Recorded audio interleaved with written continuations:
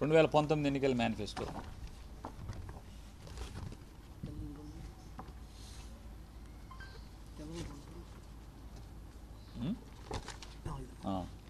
సొంత auto, taxi, maxi నడిపే వారికి ఇన్సూరెన్సు, ఫిట్నెస్, రిపేర్లు తదితర అవసరాల కోసం సంవత్సరానికి 10,000 రూపాయలు వేస్తామని చెప్పి. సొంతంగా ఉండి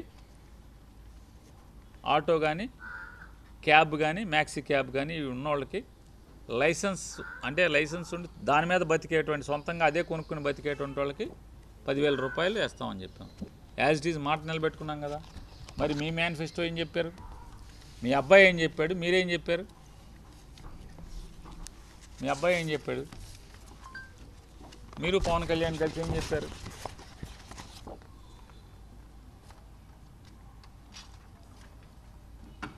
కాబట్టి ఇది డ్రైవర్ల ఏంటిదండి? ఇది డ్రైవర్ల సేవ కాదు, ఇది డ్రైవర్ల దగా. ఇది డ్రైవర్లని దగా చేయటం.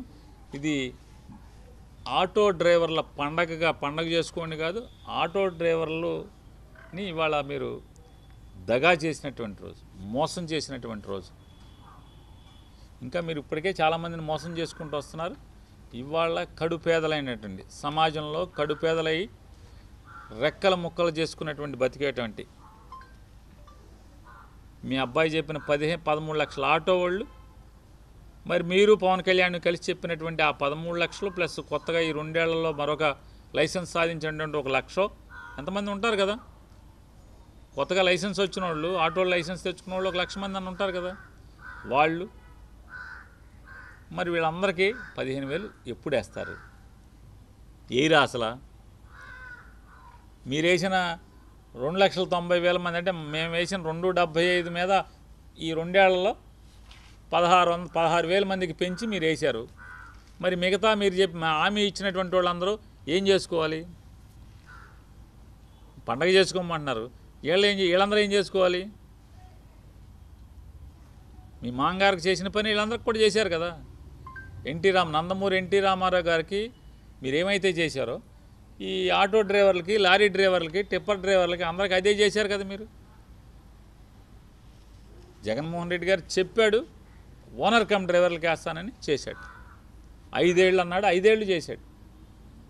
మీరు 5 ఏళ్ళు అన్నారు, 1 సంవత్సరం పంగనామం పెట్టారు, 2వ సంవత్సరం చివరాంత సగం పైన అయిపోయిన తర్వాత ఇవాళ జగన్మోహన్ రెడ్డి గారు వేసిన దానితో సమానంగానే 2,76 మేము వేస్తే మీరు ఎంత వేసారు? 2,90 వేశారు.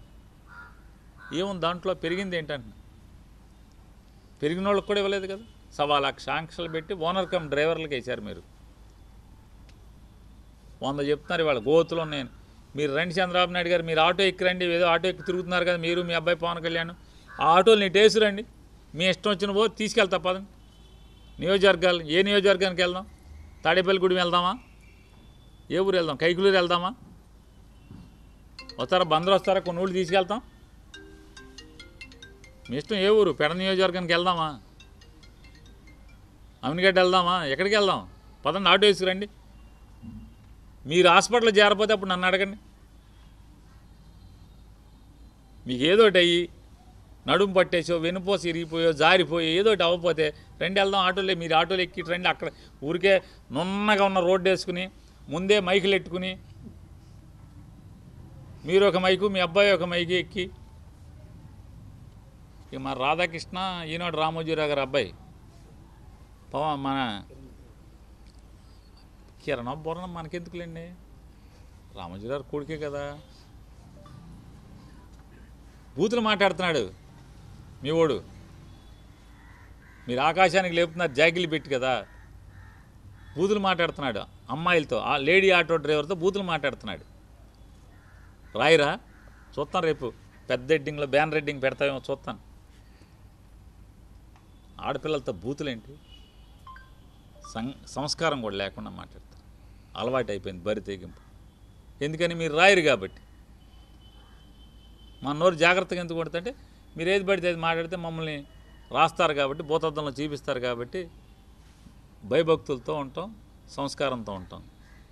సరే మీరందరూ చూపిస్తారు కాబట్టి, మీరందరూ సెన్సార్ చేస్తారు కాబట్టి, మీరందరూ కలిసి 10 ఛానళ్ళు 2 పేపర్లు ఆకాశానికి ఎత్తుతారు కాబట్టి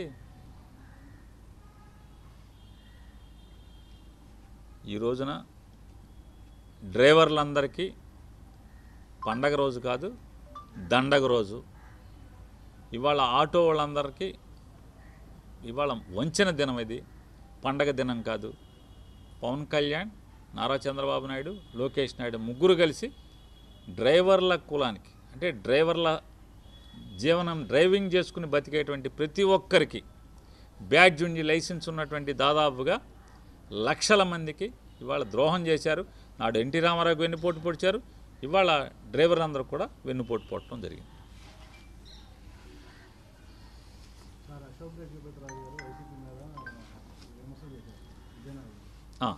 దేవాలయం దర్శనం చేశారు, వంశపారపర ధర్మకర్తగా రామతీర్థం వెళ్తే నన్ను అవమానానికి గురి చేశారు. మ్యాక్సిమం వాళ్ళ ఉద్యోగస్తులు కూడా జీతాలు ఇవ్వట్లేదు. ప్రభుత్వం ఎవరికి ఇవ్వట్లేదు? ఆ సంస్థ ఉద్యోగులకి జీతాలు కూడా. మాన్సా అనేది ఉందిలేండి, మాన్సాకా. ఇప్పుడు ఆయనకు కుక్క బిస్కెట్ లేక బిస్కెట్ ఒకటి పడేసాడు చంద్రబాబు నాయుడు. గోవాలో సముద్రం ఒడ్డున ఆయనకు 2 అలవాట్లు ఉన్నాయి. జాగ్రత్తగా అవి చేసుకుంటా ఎందుకు ఇక్కడికి వచ్చి రాజకీయాలు ఇవన్నీ. గవర్నర్ గారికి హుందాతనం కాపాడితే మంచిది. వయసు రాగానే సరికాదు వీళ్ళందరికీ.